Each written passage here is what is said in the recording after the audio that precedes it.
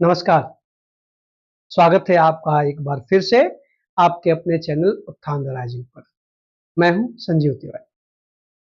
पिछले सेशन में हम लोगों ने वंस के न्यूमेरिकल सेंस में प्रयोग करने के तरीके सीखे थे। मैं आशा करता हूं कि आपने उस सेशन को देखा होगा और आपकी जो क्वेरीज होंगी वो आप मुझ तक पहुंचाने का कष्ट करें। आइए आज हम वन का प्रयोग सब्स्टिट्यूट वन के रूप में और जेनेरिक वन के रूप में देखते हैं कि कैसे किया जाता है। चलिए देखा जाए, ये जो सब्स्टिट्यूट वन, ये कैसे प्रयोग होता है। तो ये सब्स्टिट्यूट वन है ना, इसका प्लूरल बनता है, इसका प्लूरल होता है वंस। यहां पर ये सिंगुलर सेंस में आता है और ये जो है ये प्लूरल सेंस में आता है। ठीक है, आपको ये ध्यान रखना है कि जो वन और वंस की बात हम लोग करते हैं अपने सेंटेंसेस में, वो सब्स्टिट्यूट सेंस में होता है। यहां पर ये जो वन या वंस है, इनका प्रयोग हम किसी काउंट नाउन या किसी नॉमिनल एक्सप्रेशन के लिए करते हैं। ये जो वन वंस हैं, इनका प्रयोग आप कर सकते हैं किसके लिए? कैन बी यूज्ड, आप इनका प्रयोग कर सकते हैं। किसके लिए? As for a count noun, for a count noun. आप समझ रहे, काउंट नाउन मतलब काउंटेबल नाउन, जिसको आप बचपन से कहते हैं, बात एक ही है, काउंट नाउन या काउंटेबल नाउन। और अ नॉमिनल एक्सप्रेशन,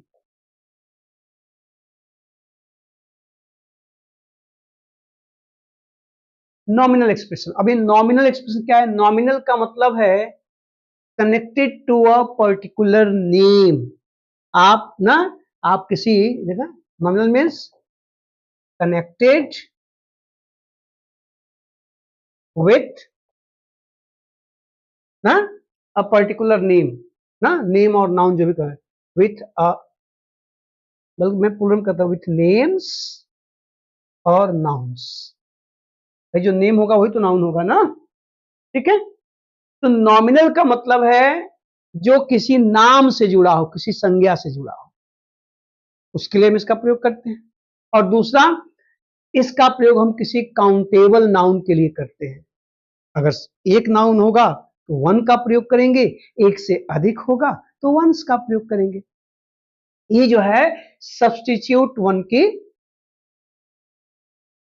सच्चाई है। वही वन जो पिछले सेशन में कल तक आप न्यूमेरिकल देख रहे थे, अब सब्स्टिट्यूट है ये। और सब्स्टिट्यूट का मतलब क्या होता है? स्थानापन्न, अर्थात किसी के बदले आना।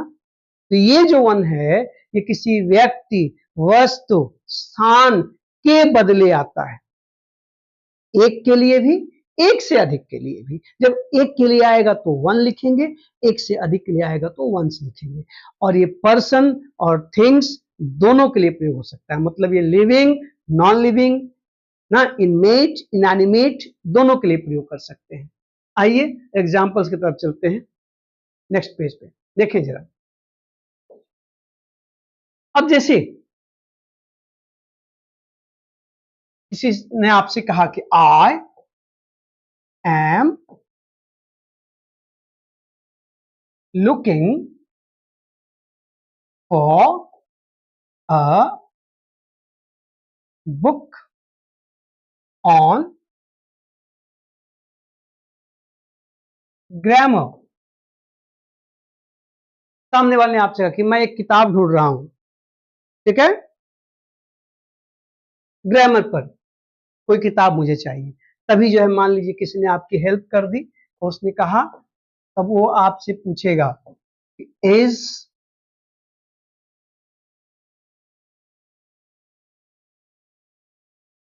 Is this the one you mean,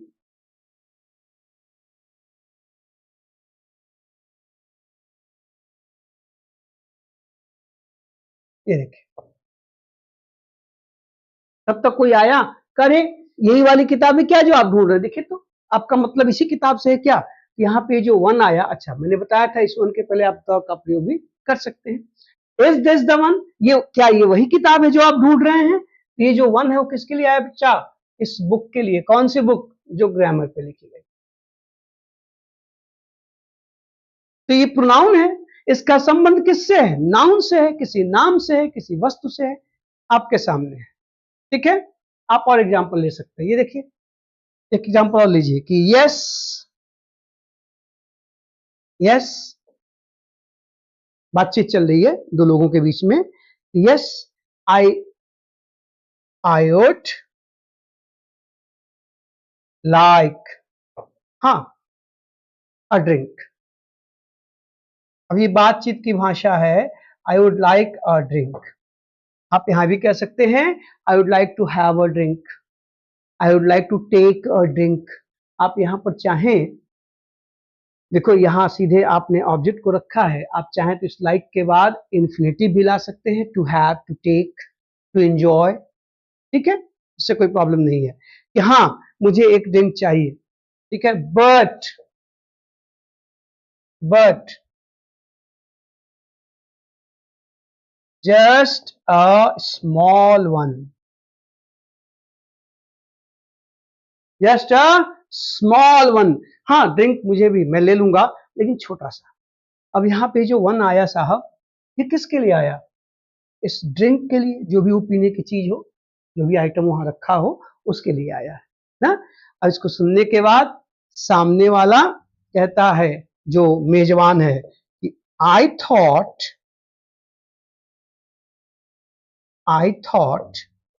you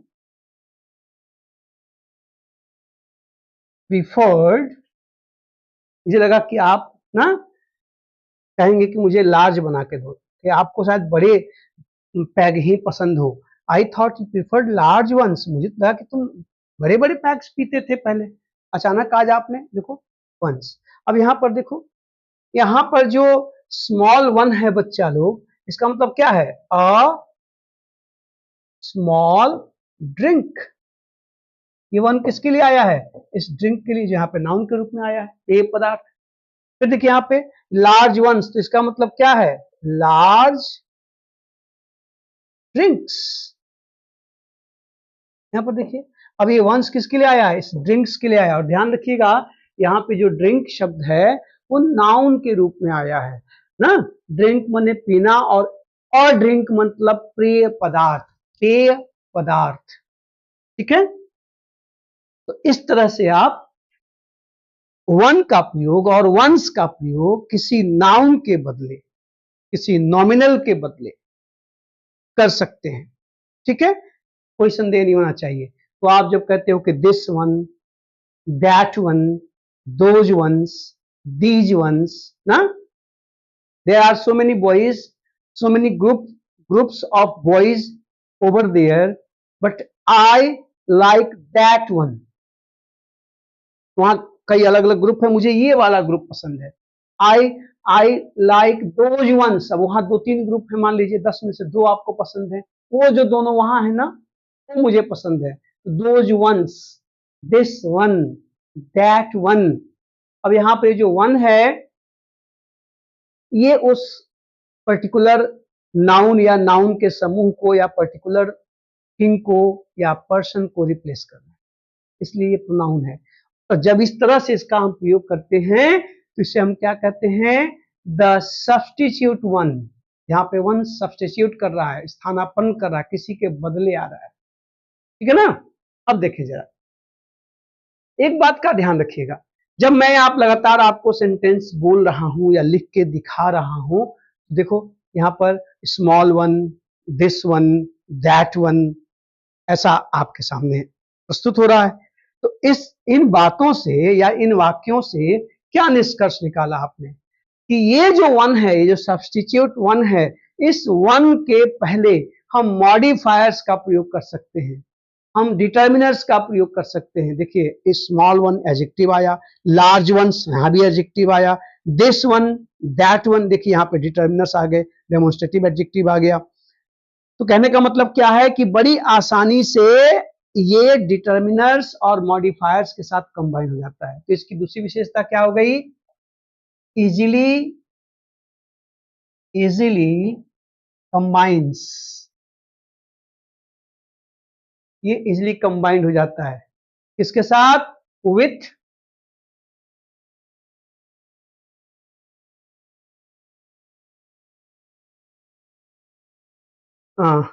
determiners and modifiers, DETRMINERS, determiners and modifiers. भाई जो मॉडिफाई करने के लिए जो शब्द आते हैं, विशेषता बताने वाले, उनके साथ आप इसको आसानी से रख सकते हैं। आप कह सकते हैं कि आई लाइक दोज वंस। ये देखिए वंस, पहले क्या आ गया? दोज आ गया। और चूंकि दोज आया तो दोज के बाद प्लूरल आता है तो प्लूरल आ गया ना। आप कह सकते हैं कि यू कैन टेक, या फाइंड कर लो, you can find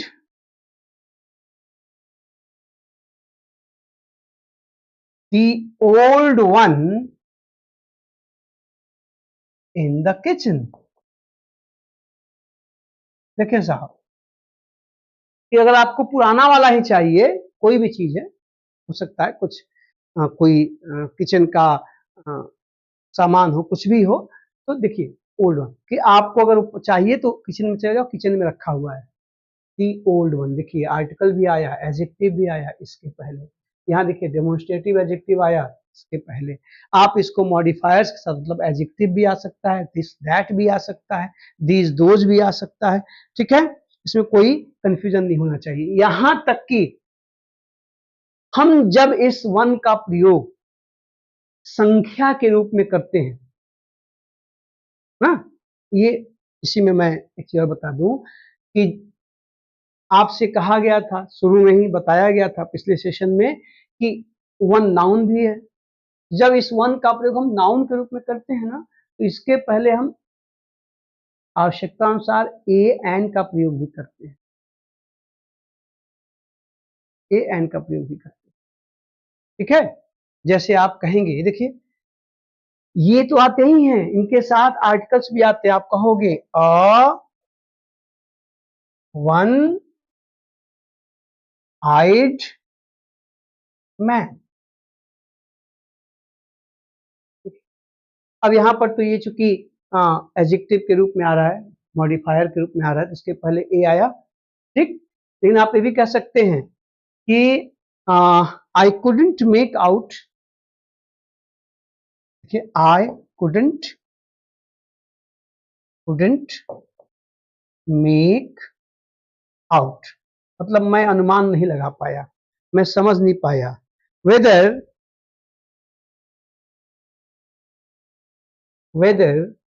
the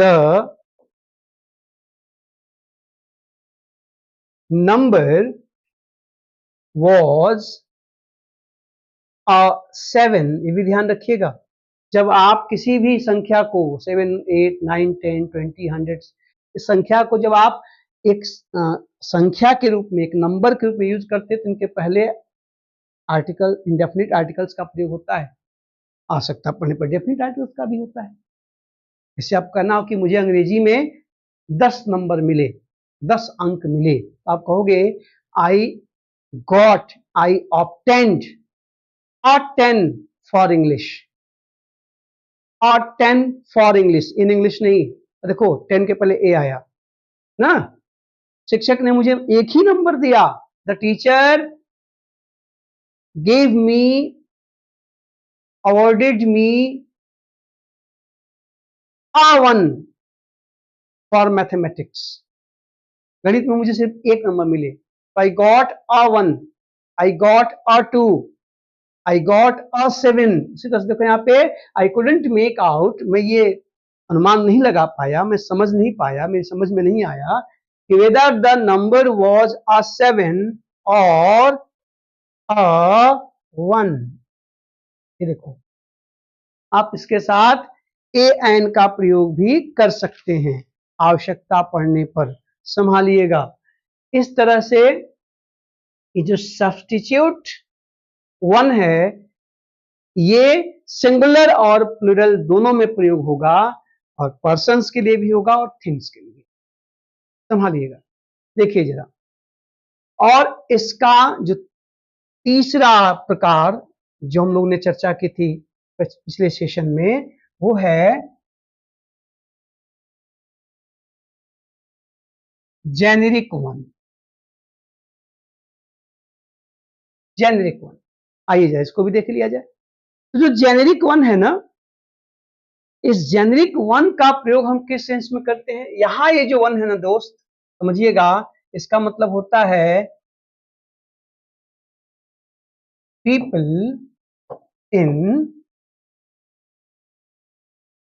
general, अर्थात ये एवरीवन के सेंस में, यहां वन एवरीवन के लिए, मतलब लोगों के लिए। से आप जब कहते हो कि वन शुड, इसका मतलब है every person, all the people, और पीपल। मैं कहूं कि वन शुड, आगे जो भी लिखना है, ठीक। तो इसका मतलब है people should is equal to, या आप ये भी कह सकते हैं एवरी वन शुड, या ये भी कह सकते हैं एवरी पर्सन शुड। देखिए साहब, ये इसका मतलब है पीपल इन जनरल। कंफर्म होगा, इसका मतलब क्या है कि आप यहां वन का प्रयोग, होता तो ये सिंगुलर है, होता तो ये सिंगुलर है, चीफली ये सिंगुलर में प्रयोग होता है। इसका जो सेंस होता है वो सबके लिए होता है। जैसे एवरीवन सिंगुलर है, तो इसका मतलब क्या है? सब लोग। एवरीबॉडी सिंगुलर है, तो उसका मतलब क्या है? सब लोग। वैसे ही वन जो है, यहां पे वन, ये चीफली सिंगुलर है भाई साहब, देखिएगा जरा, ये चीफली सिंगुलर है, लेकिन इसका हम यूज करते हैं किस सेंस में? पीपल इन जनरल, सभी के लिए, लोगों के लिए, ठीक है। और जब ऐसे प्रयोग करते हैं तो इस वन का, अब ध्यान क्या रखना है कि इस वन का नॉमिनेटिव फॉर्म होता है, ऑब्जेक्टिव फॉर्म होता है, पजेसिव फॉर्म होता है, रिफ्लेक्सिव फॉर्म भी होता है। अर्थात आप वन का प्रयोग तो करेंगे ही सब्जेक्ट ऑब्जेक्ट के रूप में, आप इसका पजेसिव फॉर्म भी यूज करते हैं वंस, और इसका रिफ्लेक्सिव भी यूज करते हैं, क्या? One self. ये जो वन सेल्फ हम यूज करते हैं ना, ये जेनेरिक वन का प्रयोग है। आप हर जगह जो वन आएगा उसके लिए इसका प्रयोग नहीं कर सकते। आपने देखा पिछले सेशन में, आपने देखा कैसे न्यूमेरिकल सेंस में यूज होता है, अभी आपने देखा कि कैसे ये सब्स्टिट्यूट के रूप में आता है। जब सब्स्टिट्यूट के रूप में आता है तब इसका इसका रिफ्लेक्सिव और इसका पजेसिव नहीं बनता, तब वन सेल्फ नहीं लिखा जाता। जब ये जेनेरिक सेंस में आता है, लोगों के लिए, यहां पर ये केवल लोगों के लिए है, ध्यान दीजिएगा। सब्स्टिट्यूट सेंस में मैंने आपको बताया, अभी आपने देखा कि वो पर्सन्स के लिए भी आ सकता है और थिंग्स के लिए भी आ सकता है, लेकिन जब आप इसका प्रयोग जेनेरिक सेंस में करते हैं तो ये केवल पीपल के लिए आता है, पर्सन्स के लिए आता है, लोगों के लिए आता है, और तब इसका पजेसिव बनता है, इसका रिफ्लेक्सिव बनता है, इसका सब्जेक्टिव और ऑब्जेक्टिव भी होता है। क्लियर है? संभालिएगा, कंफ्यूज एकदम नहीं होना है, ठीक। और आइए एग्जांपल्स में इनको लेकर चलते हैं, तो आपको बात आसानी से समझ में आ जाएगी। देखें जरा, क्या आप कहोगे? अच्छा, ये जो वन है सबके लिए है ना, कि आई लाइक, मुझे पसंद है क्या, to dress nicely, to dress nicely, मुझे अच्छे से कपड़े पहनना पसंद है। क्यों भैया? इट गिव्स, देखिएगा कितना खूबसूरत प्रयोग है, इट गिव्स वन कॉन्फिडेंस। ये देखिए, अब यहां जो वन है ना, ये जेनेरिक सेंस, जनरल सेंस में आया है। अभी कह रहा है कि मुझे, जो वक्ता है, जो स्पीकर है, वो कह रहा है कि मुझे अच्छे से कपड़े पहनना, खूब अच्छे से तैयार होना पसंद है। क्यों? क्योंकि ऐसा करने से लोगों में, आदमी में, इंसान में कॉन्फिडेंस आता है। मतलब वो सिर्फ अपनी ही बात नहीं कर रहा है, पसंद अपनी बता रहा है, लेकिन उस पसंद का असर सब पे बता रहा है। इट गिव्स, ऐसा करना, कैसा करना, अच्छे से कपड़े पहनना, सज धज के रहना, ऐसा करना लोगों में कॉन्फिडेंस देता है। अब यहाँ पे जो वन है, ये एवरीवन के सेंस में है, ऑल पीपल के सेंस में, ठीक है, ये कॉन्फिडेंस देता है। ठीक है, ध्यान रखिएगा, ये जो, अच्छा एक बात और, ये जो जेनरिक वन है ना, ये बहुत फॉर्मल है, इसका प्रयोग आपको फॉर्मल इंग्लिश में ही मिलेगा। और ध्यान क्या रखना है कि वन का पजेसिव वंस होता है और रिफ्लेक्सिव वन सेल्फ होता है, इसका ऑब्जेक्ट वन ही होता है, वन वन ना। और ये स्पेशली ब्रिटिश इंग्लिश में इसका प्रयोग किया जाता है, ब्रिटिश इंग्लिश में इसका प्रयोग धड़ल्ले से होता है। ठीक है ना, आपको इस बात का ध्यान रखना है। अमेरिका वाले जैसे हर जगह अपना प्रयोग दिखाते हैं, यहां पर भी आपको बताऊं कि आप जब अपना एग्जाम देने जाते हैं तो आपको क्वेश्चन आता है कि one should do his duty, आयोग कहता है कि गलती बताओ, तो आप कहते हो कि हिज की जगह वंस होना चाहिए, है ना। तो वास्तव में ये जो क्वेश्चन आपको बनाए जाते हैं ना कि वंस होना चाहिए हिज की जगह, ये अमेरिकन एरर है। अमेरिका में लोग इस वन का प्रयोग थर्ड पर्सन सिंगुलर के सेंस में करते हैं और वहां कंफ्यूजन हमेशा क्रिएट रहती है। आप देखते हो वहां लोग जो है हमेशा चीजों को आसान करना चाहते हैं। अमेरिकन इंग्लिश में इस वन की जगह ही, हिज, हिम का प्रयोग ही करना लोग पसंद करते हैं। कारण क्या था? क्योंकि वन के साथ वहां के लोग धड़ल्ले से हिज का प्रयोग करते हैं, हिम का प्रयोग करते हैं। ये त्रुटियां वहां होती है और वो चल पड़ा है, आम आदमी वहां यूज करता है, इसलिए एरर बना। इसलिए वहां लोगों ने कहा कि one is very formal, so we must use he, his, him in place of one. क्यों? क्योंकि वन के साथ फटाक से हिज, हिम लगाने की आदत अमेरिका वालों में पड़ गई है और धड़ल्ले से चलता है। आप वहां के नॉवेल्स में, वहां के लिटरेचर में one should do his duty आसानी से पा जाएंगे, लेकिन आपके एग्जाम में ब्रिटिश इंग्लिश में ये गलत है। वन एक फॉर्मल यूज है, इसलिए इसका ध्यान रखना चाहिए। ठीक है, तो अब आप जब इनका प्रयोग करोगे तो आप कहोगे कि one should do once duty. ये देखिए, आप इस वंस की जगह हिज का प्रयोग नहीं कर सकते। ठीक, और ये अमेरिकन प्रयोग में बाबा कह रहा हूं, अमेरिका में ये हिज, हिम की समस्या अमेरिका में है, क्योंकि ब्रिटिश इंग्लिश में बच्चा लोग, ये जो वन है ये ही का रिप्लेसमेंट नहीं है। ये भले दिखता है थर्ड पर्सन है, लेकिन ब्रिटिश इंग्लिश में वन यू के लिए प्रयोग किया जाता है।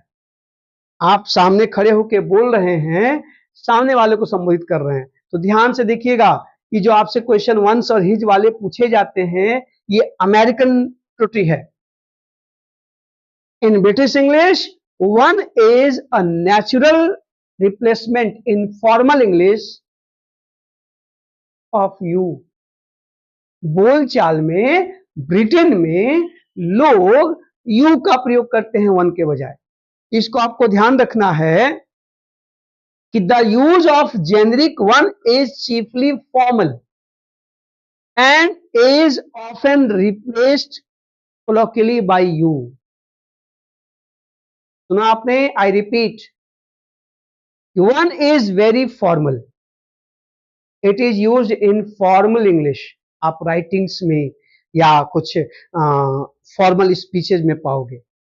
इन कोलोकियल लैंग्वेज, बोलचाल की भाषा में, one is replaced by you, by you. I repeat, अभी ब्रिटिश और अंग्रेजी अमेरिकन इंग्लिश का भेद समझ लीजिए। अमेरिका वाले वन को रिप्लेस करते हैं ही, हिज, हिम से, हिमसेल्फ से, और ब्रिटेन में इसको रिप्लेस किया जाता है यू से। बोलचाल में, बोलचाल में, कॉन्वर्सेशनल इंग्लिश में आपको वन सुनाई नहीं देगा। चूंकि आपकी जो परीक्षा है, आप जब परीक्षार्थी हैं, कॉम्पिटिटर हैं, तो आप तो फॉर्मल इंग्लिश की ही बात कर रहे हैं ना, आप बोलचाल की भाषा तो सीख नहीं रहे हैं। इसलिए आप दोनों जान लीजिए, when you speak use you.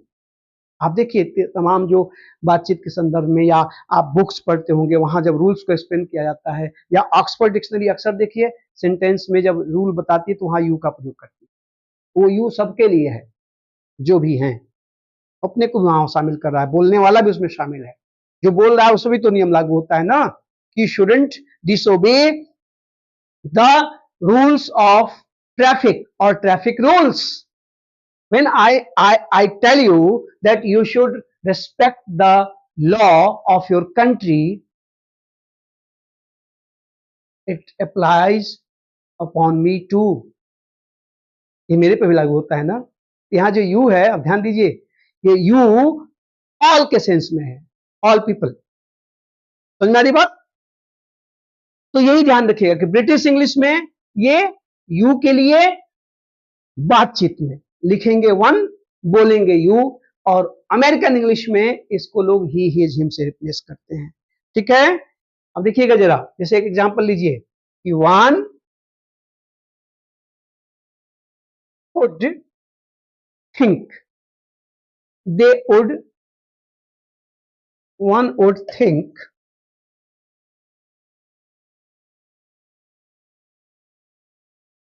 They would, बल्कि run a later bus than that, they would run a later, मतलब इसके बाद भी कोई एक बस चलेगी, later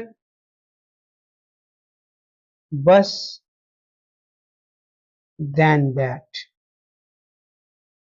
ये देखिए, मतलब लोगों को लगता है कि ये जो बस है इसके बाद भी और कोई बस चलाई जाएगी, ये सबसे लास्ट बस है, देर से चलती है, लेकिन हो सकता है कि एक और बस चले और हम लोग से चले जाएं। अब यहां पर ये जो वन है ना, वन वुड थिंक, इस वन वुड थिंक की जगह आप चाहें बोलचाल में, तो लिखने की बात हो गई, बोलचाल में लोग इसको कहेंगे यू वुड थिंक। ये देखिए, इस वन को आप यू से रिप्लेस करके बोलचाल में प्रयोग कर सकते हैं, लोग करते हैं। तो ध्यान से, कोई गड़बड़ झाला नहीं होना चाहिए। आपकी परीक्षा में ये ड्यूटी है, आपकी परीक्षा में ये जो वंस और हिज का मुकाबला अक्सर होता है, हर बार कहीं ना कहीं सवाल होते हैं, तो उसके पीछे अमेरिकन इंग्लिश की चाल है। अमेरिका वाले अमूमन वंस के साथ, वन के साथ हिज का प्रयोग करते हैं, बल्कि वो वन का प्रयोग करना ही पसंद नहीं करते, वो ही, हिज, हिम का ही प्रयोग करते हैं। ठीक है, ब्रिटिश इंग्लिश में जो वन है ये यू का रिप्लेसमेंट है फॉर्मल इंग्लिश में। मतलब जब हम लिखते हैं कायदे से सजा करके तो वन का प्रयोग करते हैं, और जब बोलते हैं तो यू का प्रयोग। संभालिएगा ना, और ध्यान क्या रखना है कि इसका रिफ्लेक्सिव वंस होगा, इसका इसका रिफ्लेक्सिव वन सेल्फ होगा, और पजेसिव वंस होगा। तो ये था वन का प्रयोग प्रोनाउन के रूप में। इसके 2 सेशन मैंने आपको दिए, एक आप देख चुके होंगे, दूसरा अभी आपके सामने आया है। बड़े प्यार से देखिएगा और देखकर हमें सूचित करिएगा कि मैं कहाँ तक आपकी सहायता करने में सफल हो रहा हूँ। और लगे रहिए, जुटे रहिए, आपको सेशन दर सेशन चीजें मिलती चली जाएंगी। हर वो चीज जो जरूरी होगी उसका सेशन आपको मिलेगा। बस आप धैर्य के साथ पढ़ते रहिए, ठीक है। स्वस्थ रहिए, मस्त रहिए, गर्मी बहुत है, अपने को सुरक्षित रखिए और पढ़ते रहिए। Thank you, bye bye.